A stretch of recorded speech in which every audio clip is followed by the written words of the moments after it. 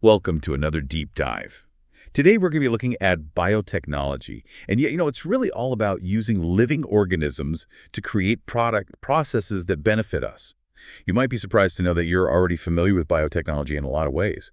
Think about making yogurt or bread or even wine. It's all about those microbes.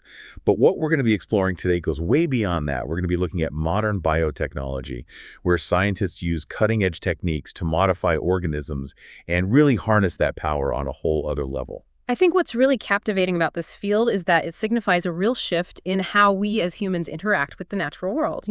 For centuries, we've been observers, students, marveled at the wonders of nature. But with biotechnology, we can take it a step further to actively engage with and manipulate nature for our benefit. So we're going from being like passive observers to active participants. Exactly. And this shift isn't totally new if you think about it. It's kind of happened in other scientific disciplines, too. Take physics and chemistry, for example. Those fields gave rise to engineering, technologies, entire industries that prioritize human comfort and well-being. Biotechnology is, in a way, a natural progression of this human endeavor to understand and harness the power of nature. We're taking what we've learned about the intricate workings of life and applying that knowledge to create solutions for so many challenges. So where do we start? Where did this all begin? Well, the story of modern biotechnology is really intricately woven with the work of Herbert Boyer. Picture this. Young Boyer growing up in a small town in Pennsylvania where the expected path for young men was really in the railroads or the mines. But Boyer's path diverged, leading him to the world of science. He embarked on this journey, earning his graduate degree from the University of Pittsburgh and further honing his skills at Yale. By 1966, he found himself at the University of California, San Francisco as an assistant professor. Little did he know that a few years later, he'd stumble upon a discovery that would reshape the landscape of science. And this is where things get really interesting. Boyer was working with these intriguing enzymes called restriction enzymes found in E. coli bacteria.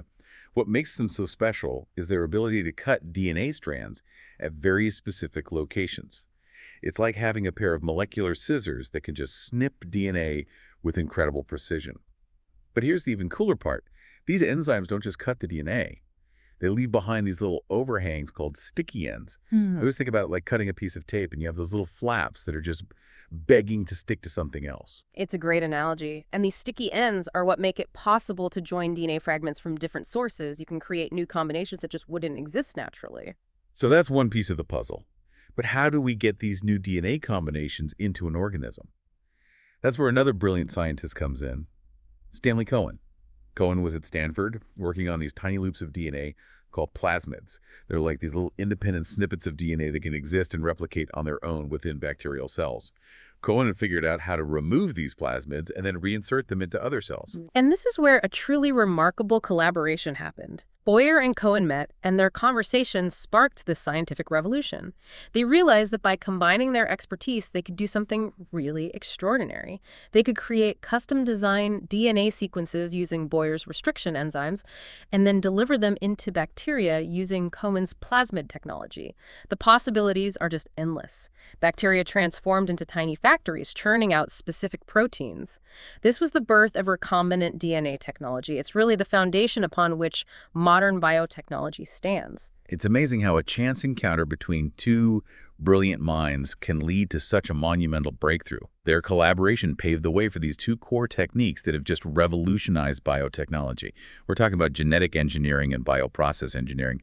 Let's break those down a little further. So genetic engineering at its core involves manipulating the very essence of life. DNA and RNA. It's about using a variety of techniques to modify the chemical makeup of these molecules and introduce them into host organisms to alter their traits. So it's like we're taking the blueprint of life and editing it to create something new and improved. You got it. And I bet this approach builds upon techniques that humans have been using for centuries. Oh, definitely. This isn't a completely new concept. You're right. Genetic engineering really takes inspiration from traditional hybridization methods that have been used in plant and animal breeding for generations. Think about farmers selectively breeding crops and livestock to enhance desirable traits like size, yield, or disease resistance. Genetic engineering takes this concept to a whole new level of precision. Techniques like recombinant DNA technology, gene cloning, and gene transfer allow scientists to pinpoint specific genes and introduce them into an organism without the uncertainty and randomness of traditional breeding methods. So it's like we're bypassing the long and sometimes arduous process of natural selection. Precisely. We're becoming these genetic architects, designing organisms with specific traits in mind. Now let's talk about bioprocess engineering. Okay, so bioprocess engineering is all about scaling up these biotechnological processes to make them commercially viable. It's the science behind maintaining sterile environments in large-scale production to ensure that only the desired microbe or cell is flourishing. So bioprocess engineering is like the bridge between the laboratory and the real world. Exactly. Without bioprocess engineering, we wouldn't be able to produce things like life-saving antibiotics, vaccines, and enzymes in the quantities we need to meet global demand. Okay, now let's take a step back for a second and consider the conceptual underpinnings of genetic engineering. Remember back in high school biology, learning about the differences between sexual and asexual reproduction. What are the advantages of sexual reproduction over asexual reproduction? That's a great question. Asexual reproduction is like creating a perfect clone. It preserves genetic information with high fidelity. But sexual reproduction introduces variation in the offspring. This mixing of genes creates diversity, and some of these variations might be advantageous, making the offspring better suited to survive and thrive in changing environments. So it's like nature's way of experimenting and innovating. Exactly. How does this tie back to genetic engineering? Well, genetic engineering allows scientists to harness the power of variation in a controlled way. By introducing specific genes that confer desirable traits, they can accelerate the evolutionary process and bypass the long and sometimes unpredictable road of natural selection. It's like we're taking the reins of evolution and guiding it in a specific direction. We're creating organisms that are tailor-made for our needs. That's a great way to think about it. But it's important to remember that just introducing a foreign piece of DNA into an organism doesn't guarantee that it will survive or replicate. For that to happen, it needs to become a permanent part of the host's genome, integrated into its chromosomes. So how does that happen? How do you ensure that the new DNA becomes a permanent fixture? Think about DNA replication like a train leaving the station. The train needs a specific starting point, right? Well, DNA has a designated starting point for replication called the origin of replication. To ensure that the foreign DNA replicates along with the host's DNA, it needs to be integrated near this origin of replication on a chromosome. So you're making sure the DNA is on board the replication train. Yes, and gets copied every time the cell divides. And this process of creating multiple copies of DNA is what we call cloning, right? Cloning, in this context, refers to making numerous identical copies of any template DNA. This brings us back to that pivotal experiment conducted by Stanley Cohen and Herbert Boyer back in 1972. They set out to create the first artificial recombinant DNA molecule. Their experiment was ingenious in its simplicity. They took a gene that conferred antibiotic resistance and linked it with a plasmid from the bacterium Salmonella typhimurium. So they're combining DNA from two different sources to create this new hybrid molecule. Exactly. They used restriction enzymes to isolate the antibiotic resistance gene, and then another enzyme called DNA ligase to join it with the plasmid DNA. The result, a brand new recombinant DNA molecule. But the real excitement came when they transferred this recombinant DNA into Escherichia coli, which is a close relative of Salmonella, and guess what? It replicated. This groundbreaking experiment demonstrated the power of cloning a gene in a host organism, opening up a world of possibilities for genetic engineering. It's like they cracked the code of life and figured out how to rewrite it. Exactly. And this landmark experiment laid out the blueprint for genetically modifying an organism. It boils down to three fundamental steps. First, you identify the DNA containing the gene responsible for the trait you want to introduce. Second, you introduce this identified DNA into the host organism. And finally, you ensure that the introduced DNA is maintained in the host and passed on to its descendants. So you ensure that the new trait is passed down through generations, creating this lineage of modified organisms. But this all sounds incredibly complex. What kind of tools are scientists using to manipulate DNA at such a fine level? Imagine having a molecular toolkit equipped with all sorts of specialized instruments for cutting, pasting, and analyzing DNA. That's essentially what scientists use in genetic engineering. Without these essential tools, restriction enzymes, polymerase enzymes, ligases, vectors, and host organisms, genetic engineering just wouldn't be possible. So it's like having a miniature laboratory at your fingertips. Exactly. Let's start with restriction enzymes. How were these remarkable molecular scissors discovered? The discovery of restriction enzymes goes back to 1963. Scientists were studying bacteriophages, which are viruses that infect bacteria, and they were trying to understand how bacteria defend themselves against these invaders. They discovered two enzymes in E. coli that played a key role in this defense mechanism.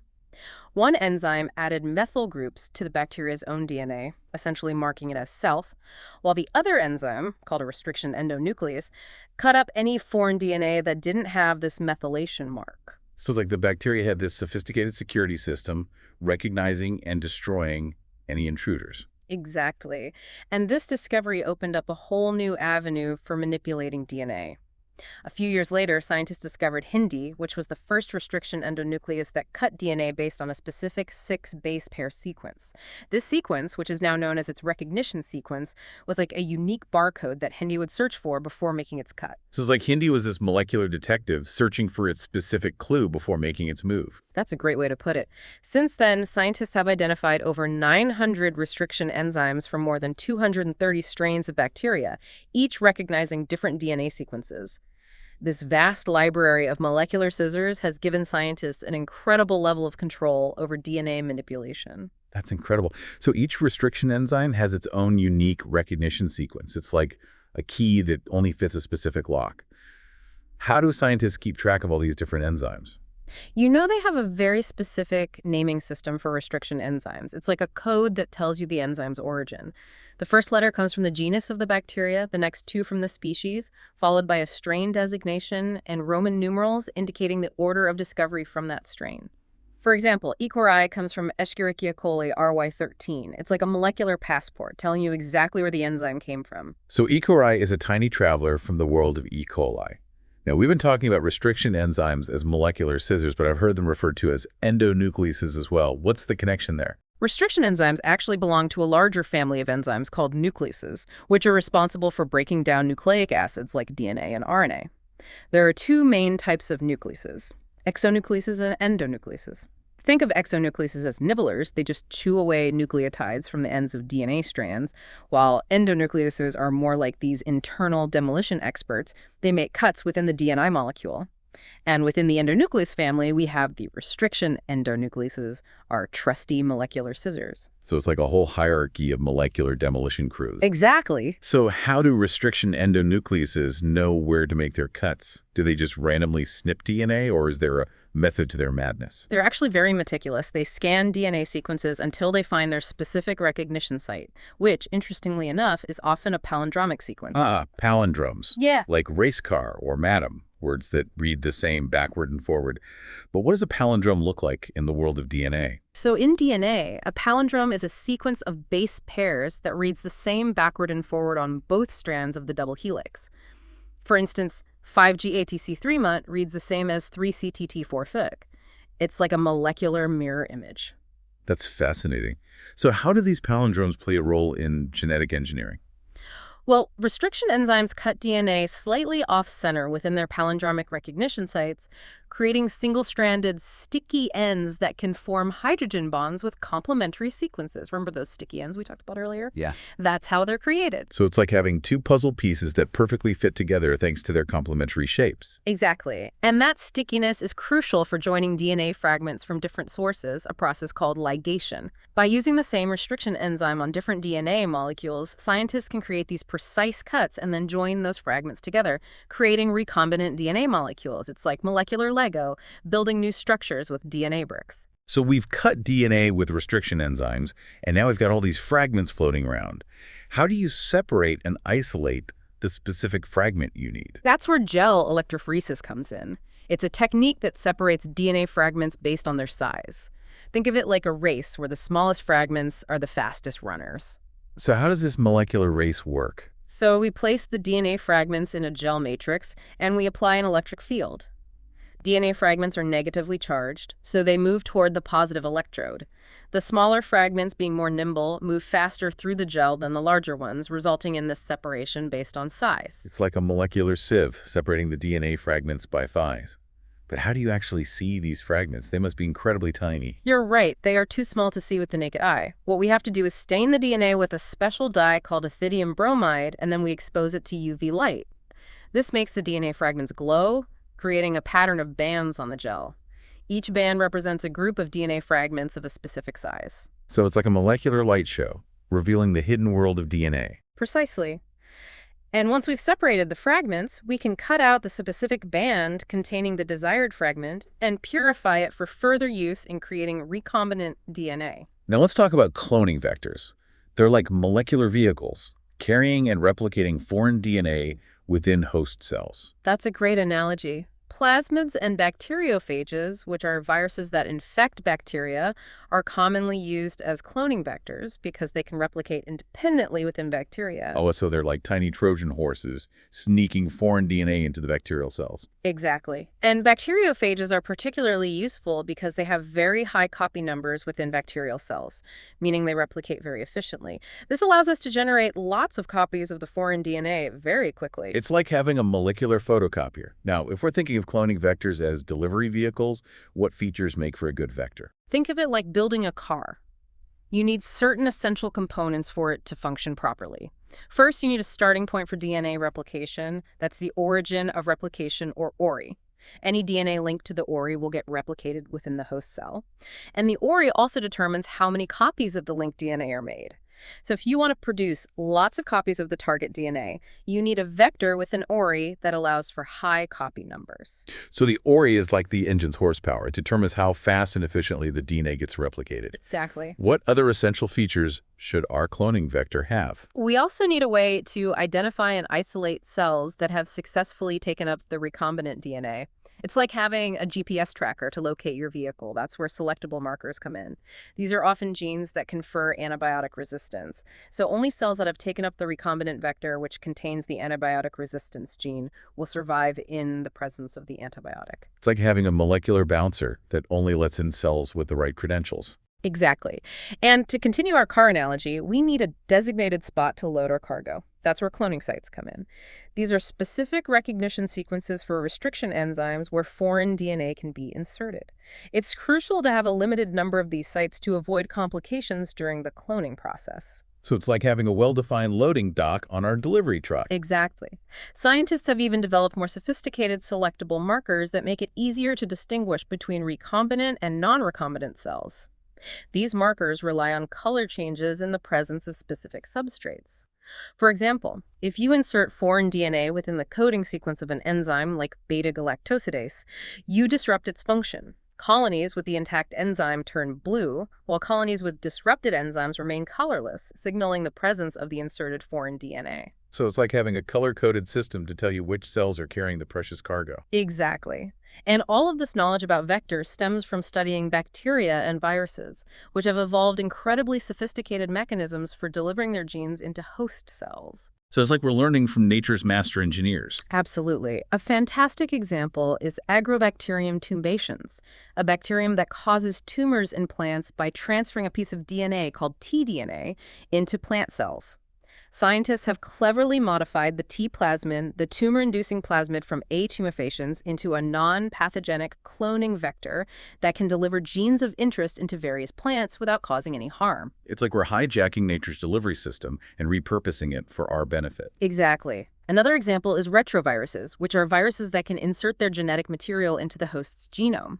Scientists have also adapted retroviruses into vectors for delivering genes into animal cells. So once a gene is inserted into a suitable vector, it can be transferred into bacterial, plant, or animal cells, where it will be replicated and, under the right conditions, expressed. It's amazing how we can borrow these tools from the microbial world and use them to manipulate the genomes of organisms across all kingdoms of life.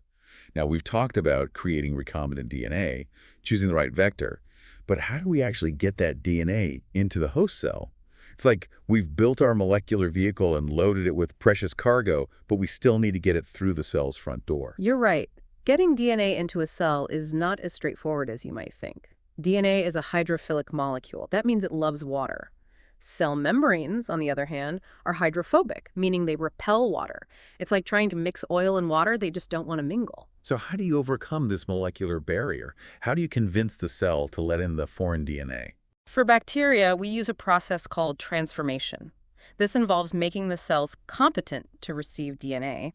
We treat the cells with a specific concentration of a divalent cation, such as calcium. This treatment increases the permeability of the bacterial cell wall, essentially making it more porous and allowing DNA to enter more efficiently. And then we use a technique called heat shock, where we incubate the competent cells with the recombinant DNA on ice, briefly expose them to 42 degrees Celsius, and then put them back on ice. This sudden temperature change creates a pressure difference that helps to force the DNA into the cells. It's like giving the cells a little molecular nudge to encourage them to take up the DNA. But what about other types of cells, like plant or animal cells? Do you use similar techniques? Not always. For animal cells, we can use a technique called a microinjection, where we directly inject recombinant DNA into the nucleus of the cell using a tiny needle. Oh, wow. It's like a microscopic surgery, delivering the DNA right to its destination. So precise. Yeah. What about plant cells? They have those cell walls. They must be a tough barrier to penetrate. You're right. Plant cells have these rigid cell walls that make it more challenging to deliver DNA. One method we use is called biolistics, or the gene gun method, where we coat microparticles of gold or tungsten with DNA and then bombard them into plant cells at high velocity. It's like a molecular cannon blasting DNA into the plant cells. Exactly. It's a bit more forceful than microinjection, but it gets the job done. And we can also use modified viruses or bacteria, which are called disarmed pathogens, as vectors to deliver recombinant DNA into host cells. So we've got this whole arsenal of techniques for delivering DNA into cells, from gentle nudges to high-velocity bombardment. Now let's just zoom out a little bit and recap the overall process of recombinant DNA technology. What are the key steps involved? It all starts with isolating the desired DNA from the source organism. Then we use restriction enzymes to cut the DNA into fragments. Next, we isolate the desired DNA fragment and ligate it into a suitable vector. Then we transfer the recombinant DNA into a host cell using one of the techniques we discussed earlier.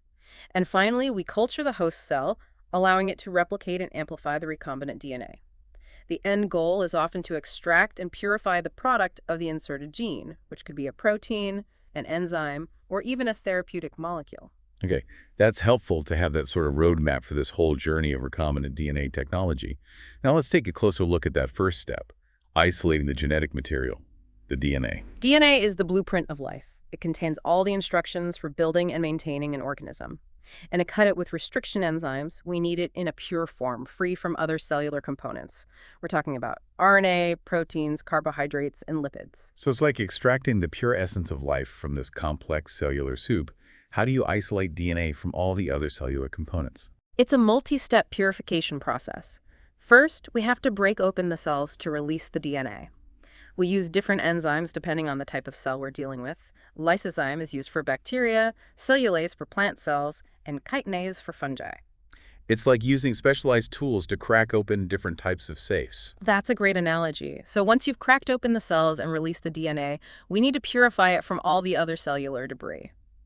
DNA is often intertwined with proteins, so we need to separate it from those proteins and other molecules. We use ribonuclease to remove RNA, protease to remove proteins, and other specific treatments to remove other molecules. So it's like sifting through sand to find gold. Exactly. And finally, we precipitate the purified DNA out of solution using chilled ethanol. The DNA appears as a collection of fine threads. It's amazing to think that those tiny threads hold the key to life. It really is. Now, once we have the purified DNA, we can move on to the next step. Cutting it at specific locations using our trusty restriction enzymes, we incubate the DNA with the chosen restriction enzyme under optimal conditions for that enzyme, and we can monitor the progress of this digestion using gel electrophoresis. So gel electrophoresis plays a crucial role throughout this entire process. It absolutely does. And remember, it's important to use the same restriction enzyme to cut both the source DNA and the vector DNA. This ensures that the sticky ends are compatible and can be joined together. That makes sense. Now, once you've cut the DNA fragments, how do you join them together to create that recombinant DNA molecule? We mix the desired gene of interest with the cut vector and add another enzyme called DNA ligase.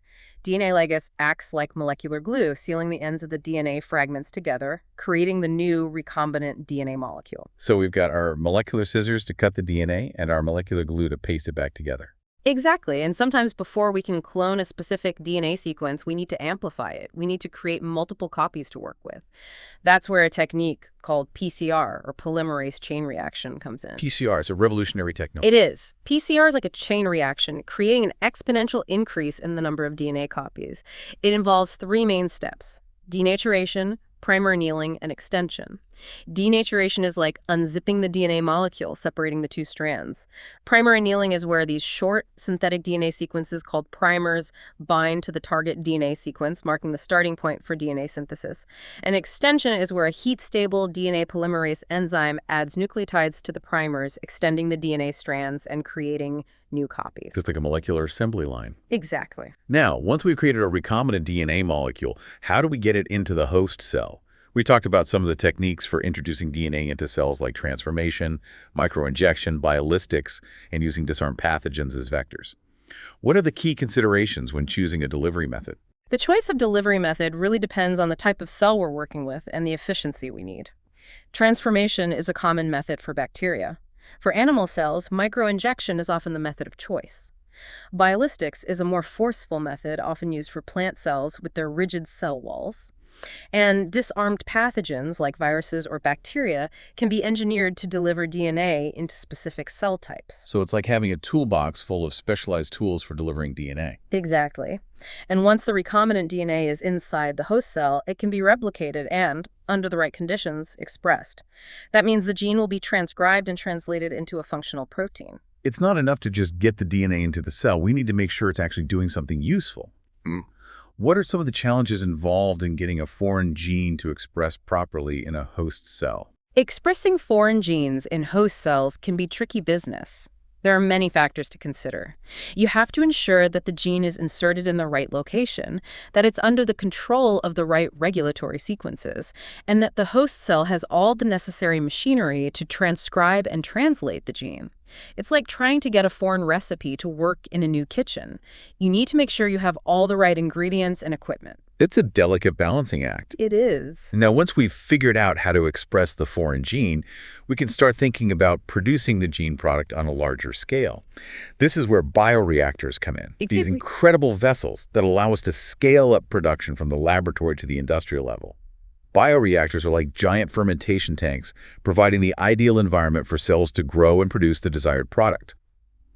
But why is large-scale production so important? Why can't we just stick with small-scale laboratory cultures? Well, if we want to use these biotechnological products for applications like therapeutics, industrial enzymes, or biofuels, we need to produce them in large quantities. Small-scale cultures simply wouldn't yield enough of the product to meet global demand. So it's like the difference between baking a single cookie and running a commercial bakery. Bioreactors allow us to scale up production and make these products widely available. Exactly. And bioreactors are not just simple tanks. They're highly sophisticated systems that provide optimal conditions for cell growth and product formation. They have to be carefully designed and controlled to maintain the right temperature, pH, nutrient levels, and oxygen supply. It's like creating a five-star hotel for our microbial guests. So bioreactors are essential for bringing these biotechnological products to the world stage.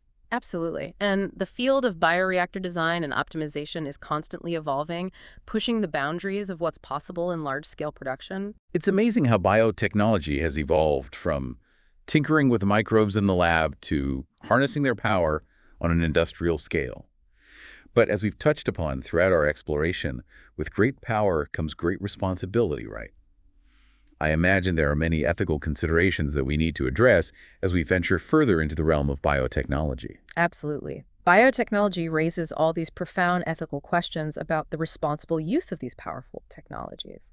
We're thinking about the potential impact on human health and the environment, and the need for careful regulation and oversight. We'll delve deeper into these ethical considerations in the next part of our deep dive.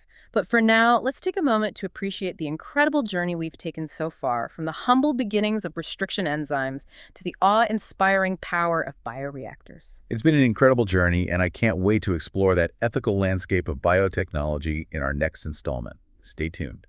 Welcome back to our deep dive into the world of biotechnology. It's amazing to think about how far we've come in our understanding and manipulation of life's building blocks. From those early discoveries of restriction enzymes to the sophisticated world of bioreactors. It's been quite a journey. Indeed. And this journey has led us to some truly remarkable applications of biotechnology, transforming the way we produce food, develop medicines, and even approach environmental challenges. So let's start with something that's pretty close to everyone's heart. Food. How has biotechnology revolutionized the way we grow, produce, and consume the food that nourishes us? Well, biotechnology has played a pivotal role in enhancing food production, largely through genetic engineering.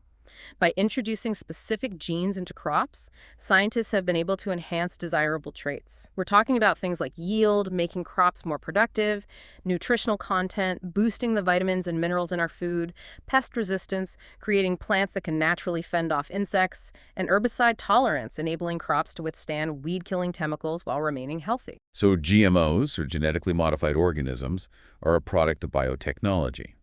They've been a pretty hot topic of discussion, with some people praising their potential to solve food security issues and others raising concerns about their safety and environmental impact. You're right, there are certainly valid concerns that need to be carefully addressed. It's crucial to have robust regulatory frameworks in place to ensure the safety of GMOs for human consumption and to assess their potential impact on the environment. But it's also important to recognize the potential benefits that GMOs offer. They have the potential to increase crop yields, reduce reliance on pesticides, and enhance the nutritional value of food, which could be particularly impactful in regions facing food shortages or malnutrition. It sounds like a delicate balancing act, It is. weighing the potential benefits against the potential risks. Can you give us some concrete examples of how GMOs are being used to improve food production and address global challenges? Absolutely. One of the most well-known examples is bee cotton. Scientists have introduced a gene from the bacterium Bacillus thuringiensis into cotton plants. This gene produces a protein that's toxic to certain insect pests, acting as a natural insecticide. This means farmers can reduce their use of synthetic pesticides, which can have harmful effects on the environment and human health. So it's like building a natural defense mechanism into the plant itself. Precisely. Another example is golden rice. This genetically engineered rice variety has been enhanced to produce beta-carotene, which is a precursor to vitamin A. Vitamin A deficiency is a serious health problem in many developing countries, leading to vision impairment and increased susceptibility to infections. Golden rice offers a potential solution by providing a readily available source of this essential nutrient in a staple food. It's incredible how biotechnology can be used to address nutritional deficiencies on such a large scale. It's a testament to the power of genetic engineering to improve human health and well-being. And there are many other examples of GMOs making a positive impact, from drought-tolerant maize that can thrive in arid regions to soybeans that are resistant to herbicides, reducing the need for tillage and minimizing soil erosion. Now let's shift gears and talk about another area where biotechnology has had a profound impact: medicine. How has biotechnology revolutionized healthcare and the way we approach disease? Biotechnology has been a game changer in medicine, leading to the development of novel therapies, diagnostic tools, and vaccines that have transformed the way we prevent, diagnose, and treat diseases. One of the most groundbreaking applications is the production of recombinant proteins, which are proteins produced by foreign genes expressed in host cells. Right, and we delved into the intricacies of recombinant DNA technology earlier, discussing how scientists can insert genes into host cells to produce specific proteins. Could you give us some concrete examples of recombinant proteins that are used in medicine? Certainly. Insulin, which is used to treat diabetes, was one of the first recombinant proteins to be produced commercially. Before recombinant DNA technology, insulin was extracted from the pancreases of pigs or cows, which could cause allergic reactions in some patients. Recombinant DNA technology has made it possible to produce human insulin in large quantities using bacteria or yeast, providing a safer and more readily available source of this life-saving hormone for millions of people with diabetes. It's remarkable how we can harness the power of microorganisms to produce human proteins that can then be used to treat diseases. It's a testament to the ingenuity of biotechnology. Another example is human growth hormone, which is used to treat growth disorders in children. Recombinant DNA technology has made it possible to produce large quantities of human growth hormone without relying on pituitary glands from cadavers, which was the previous source, and a much less efficient and ethically challenging approach. It's incredible how biotechnology has opened up these new avenues for producing therapeutic proteins, making them safer, more accessible, and more ethically sound. Indeed, and these are just a couple of examples among many. Recombinant DNA technology has led to the development of a wide range of therapeutic proteins, including blood clotting factors for hemophilia, interferon for viral infections, and monoclonal antibodies for cancer and autoimmune diseases. It's truly revolutionized the way we approach disease treatment. Now, what about vaccines? How has biotechnology impacted vaccine development and our ability to protect ourselves from infectious diseases? Biotechnology has revolutionized vaccine development by enabling the production of subunit vaccines, which contain only specific proteins from a pathogen rather than the entire pathogen. This makes them safer than traditional vaccines, which often use weakened or inactivated pathogens that, in rare cases, can still cause disease. So subunit vaccines are like taking a more targeted approach to immunization. Precisely. The hepatitis B vaccine is a great example of a subunit vaccine. It contains a surface protein from the hepatitis B virus, which is produced in yeast cells using recombinant DNA technology. This protein is enough to trigger an immune response and protect against infection without the need to expose the person to the whole virus. It's fascinating how we can use these microorganisms like yeast to produce human proteins for such important applications. It's a beautiful example of harnessing the power of nature for our own well-being. And biotechnology is also playing a crucial role in developing new vaccines for emerging infectious diseases, such as COVID-19. Some of the COVID-19 vaccines use mRNA technology, which involves delivering genetic instructions to cells to produce a viral protein that triggers an immune response. This approach allows for rapid vaccine development and production, as we've witnessed during the pandemic. It's incredible how biotechnology is constantly pushing the boundaries of medical innovation, providing new tools to combat infectious diseases. It certainly is. And beyond therapeutics and vaccines, biotechnology is also making significant strides in diagnostics, giving us powerful tools to detect diseases at an early stage, even before symptoms appear. Early detection can be so crucial. Tell us more about how biotechnology is being used to diagnose diseases. One example is the ELISA test, which stands for Enzyme-Linked Immunosorbent Assay. ELISA is used to detect the presence of specific antibodies or antigens in a sample, like blood or saliva. Antibodies are proteins produced by our immune system in response to infection, while antigens are molecules on the surface of pathogens that trigger an immune response. By detecting the presence of specific antibodies or antigens, ELISA can be used to diagnose a wide range of conditions from HIV to Lyme disease. It's like a molecular detective. Exactly. And another powerful diagnostic tool is PCR, polymerase chain reaction, which we discussed earlier. PCR can be used to amplify specific DNA sequences from a sample, making it possible to detect even tiny amounts of a pathogen's DNA. PCR is like a molecular magnifying glass. That's a great way to put it. PCR is incredibly sensitive and specific, making it an invaluable tool for diagnosing infectious diseases, including COVID-19. It's also used in genetic testing to detect mutations that can cause inherited diseases, providing valuable information for individuals and families facing potential health risks. It's remarkable how a single technique, PCR, can have such diverse applications both in research and clinical settings. It's a testament to the ingenuity of scientists and the transformative potential of molecular biology. And it's important to remember that biotechnology is not just limited to food production and medicine. It's also being used in environmental remediation, using microorganisms to clean up pollutants, biofuel production, creating sustainable sources of energy from biological materials, and forensic science, using DNA analysis to solve crimes. So biotechnology is truly an interdisciplinary field. Absolutely. The possibilities are endless, and we're only just beginning to tap into the vast potential of biotechnology. It's an exciting time to be witnessing these advancements, but it's also a time for thoughtful reflection. You're right.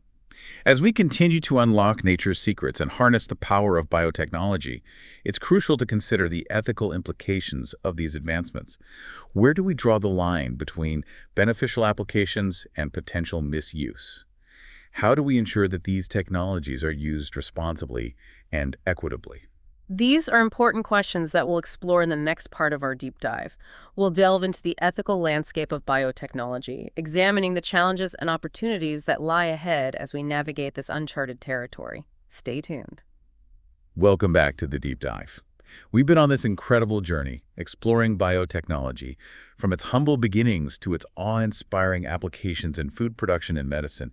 And as we've touched upon in our exploration, the rapid advancements in this field come with a responsibility to examine the ethical implications of having this power over the very building blocks of life. You're absolutely right. Biotechnology is a double-edged sword. It has the potential to solve some of humanity's most pressing challenges, but it also raises profound ethical questions that we as a society need to grapple with. It's like we're opening this treasure chest, filled with both dazzling jewels and potentially dangerous artifacts. Exactly. We need to approach these advancements with a blend of enthusiasm and caution, recognizing both the potential benefits and the potential risks. Yeah, it's like we're navigating uncharted territory, where every step forward brings us face to face with new ethical dilemmas.